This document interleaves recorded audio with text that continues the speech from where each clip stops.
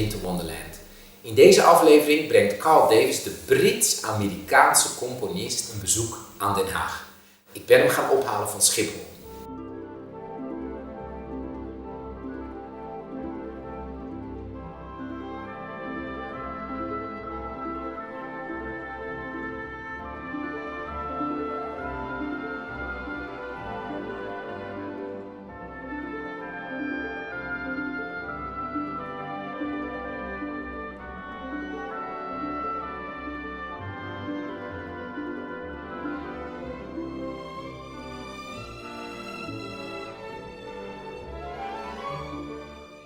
Could you tell me about how it happened and the whole history? Until that moment in New York.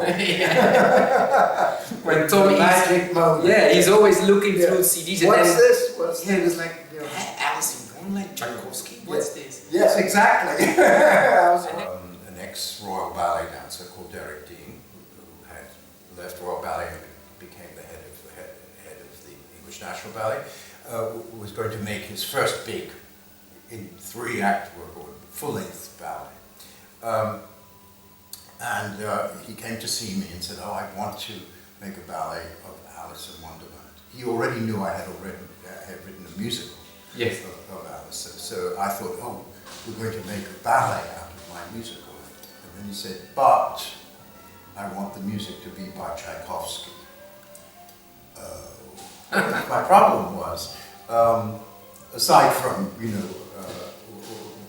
how could there be a connection between Lewis Carroll and the Alice story with Tsjaikovski, who is grand and romantic, and this is really about an English professor, talking to little girls and so on. It was sort of in the 19th century, Victorian times and so on. I couldn't put it together, so I tried and solve the problem. And I thought, well, the dates are more or less the same, of the sort of middle to late 19th century. It is possible, because the Alice books were very popular, that they were translated into Russian, maybe, at that time, or that the Tsar's families had an English governess. So maybe Tsjaikovsky might have heard of it. So then I thought, well, but still, what are we going to do? What sort of ballet is it? And then I remembered that Tsjaikovsky had written a set of piano pieces, 24 short pieces that were called Album for the Young. They all had a lot of character written. They were already mature works. And I thought maybe these pieces would give us the basis for, we call them variations. And well, the White Rabbit, for instance, is very lively always. And so I looked, let's find some lively. Yes. And sure enough, there was 2, 3, 4 fast pieces, which would be really suitable for jumping and running and being rabbity. Every Tchaikovsky ballet, Swan Lake, Sleeping Beauty, Nutcracker, has a big waltz. There is a big waltz. There has to be. Oh yes, in our Alice. So I chose one that I love very much, which is the third movement from the 5th Symphony, which is a waltz, and it was very criticized at the time that Tchaikovsky wrote it, because it was included in a symphony, which is meant to be, very serious, and not a waltz, not a ball, not a danceable, but a social dance. It was a social dance. One thing, of course, is that it's so wonderful to dance to. Yes. Whether he was writing for a ballet or just writing anyway, writing a piano piece. So I built up the score from tone poems, other piano pieces, he wrote some wonderful suites for orchestra. So it was basically, except for the 5th Symphony movement, pieces that people don't know. Then we came to this moment where I said, referring to Escher, that we're going to do a piece about bees. We're going to do this piece about bees. So I said, but in the Lewis Carroll there are no bees. No, there are no bees. We're going to do, there's something. So I think that let me, as a gift to this production and to this project, let me find some Tchaikovsky that will remind us of bees, to see if the bees will dance and so on. So a little to and fro. So you did. A little to and fro, and so we're having something especially written for this production. So I'm very proud to do that. It'd be fun to say that I was trying to imagine that if Tsjaikovski had written a fourth ballet, that we had Swan Lake, Sleeping Beauty, Nutcracker, what was his fourth ballet if he had lived long enough to make it? And I said, well, let's pretend it's Alice. Yes. Let's pretend he is writing a ballet of Alice. So that I said that, and that even appeared in the press. They said it is truly indeed Tchaikovsky's fourth ballet. So okay, great. He told me a bit about the context of this extraordinary. For 11 years, doing this sort of community, what I would call a community ballet, of involving so many different people. And then he talked about that the orchestra involved would be the Residentie, which I know very well. I've been here with one of my silent films. Mm-hmm. And then when we finally met a few months ago, I realized that Tom and you yourself were really going to do their own thing.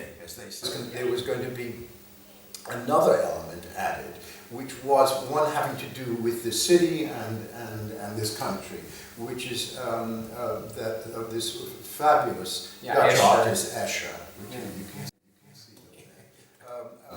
So it seems to be what, if I could be so bold to say, that Wagner called Gesamtkunstwerk, which is a concept of a work which uses many elements. So has now been expanded, thrown up in the air, and landing in a slightly different place. But that the Tschaikowski music that I've chosen seems really to work incredibly. I think so that there are so many things going for this. That's what's so exciting. The score is exciting. You have at the center of it strong classical ballet, a young company, and with the choreography that's incredibly musical. So that's very good.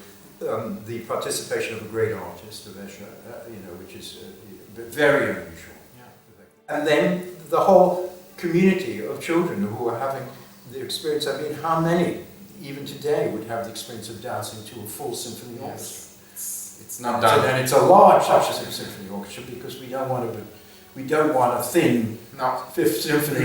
No. Also, what we're very happy is that you said, yes, I would like to come and conduct it myself with Christmas. Yeah. Well, this is preparing to conduct what for me is sort of new. Okay, I did it. It was in 1995 that I did this. Yeah. But since then, of course, I have much more experience as conductor. But I also have the idea behind it that when the effect of the music on a dancer is it makes him dance. Yes. Or in orchestra, dealing with an orchestra, for instance, it's the same thing. The conductor makes the orchestra play. They have to obey. They say, why do you need a conductor? Well, first of all, they need someone to say, we're going to start now. But thinking that we're going to start, and we're going to go on. And this is the way it's going to work.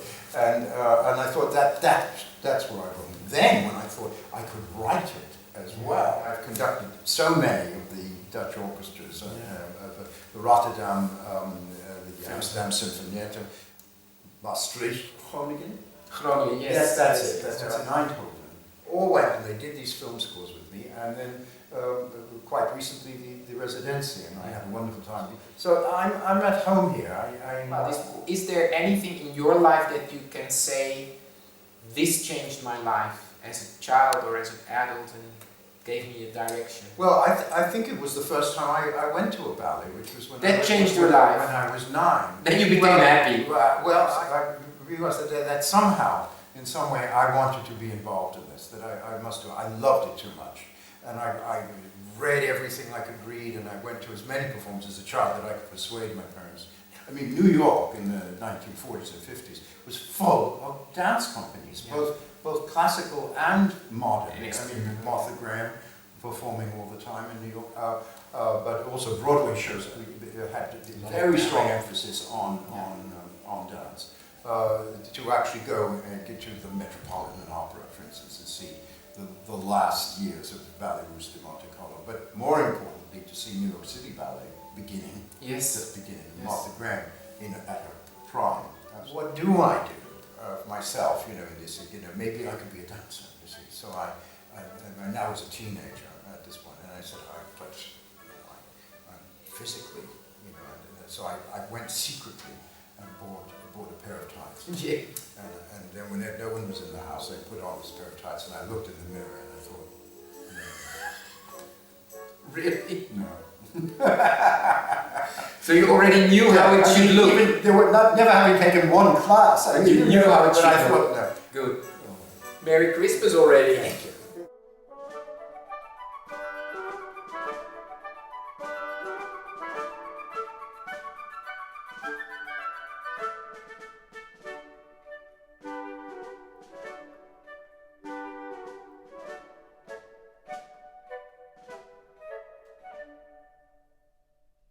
Ik hoop dat je de ontmoeting met Carl Davis leuk vond.